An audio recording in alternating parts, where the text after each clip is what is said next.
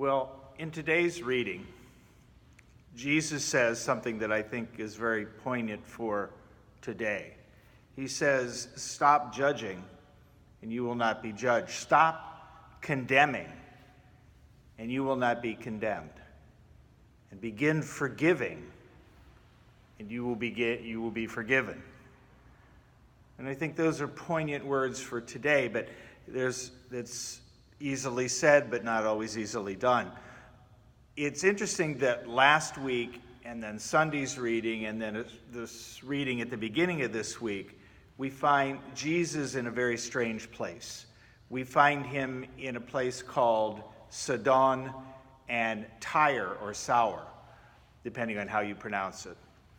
And they are coastal cities. They're along the upper coast. They're way above Jerusalem. They're not necessarily Jewish cities. They're old Phoenician cities. And we find him in those areas, and then we also find him in Decapolis. And so he's not in with his people. He's not in the Jewish areas. He's the place where he encounters the Syrophoenician woman, and he even says to her, I'm not here to come to you. I'm here to come to the Jews. But in his encounter with her, he learns that, well, in fact, yes, it's not just the Jews I've come to. So we find Jesus out on the margins. We found him out in places that wouldn't be comfortable, not with your own people, not with people that think and act and believe like you do. And Jesus goes out into those margins and makes a huge difference by talking and working and preaching to these folks. He does it in two ways. He does it by doing good works, by healing people, and he also does it by teaching, by providing wisdom and about God. Our world is in a very bad place right now. Our world is in a very strident, angry place. And as soon as I say that, I'm sure there's a lot of people saying, oh, yeah, them.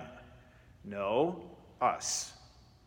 Because we can't seem to have any kind of a conversation that doesn't become strident and angry and condemning, just like Jesus talks about today. Somebody once told me that the true sign of wisdom was to be able to hold a contradictory thought long enough to process that thought. True wisdom is the ability to hold a contradictory thought long enough to process that thought. Right now, I'm not sure anybody in the world is capable of doing that, except a few very great religious people. But that may be the answer to our world, because right now, as soon as somebody starts to talk, there's a counterpoint. There's a strident yelling match. And again, before you say, oh yeah, them, it's no, us. I wonder someday if intergalactic travelers will find what's left of our civilization. And there we'll find that, what will they find? What will it be like? Will they say, wow, this was a great civilization with great wisdom that accomplished a lot?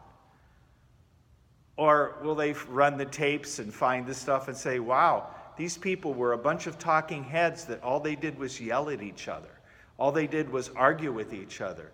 How much they could have accomplished if they would have found common ground and worked together. My brothers and sisters, we're called to stop judging. We're called to stop arguing. And we're called to start forgiving.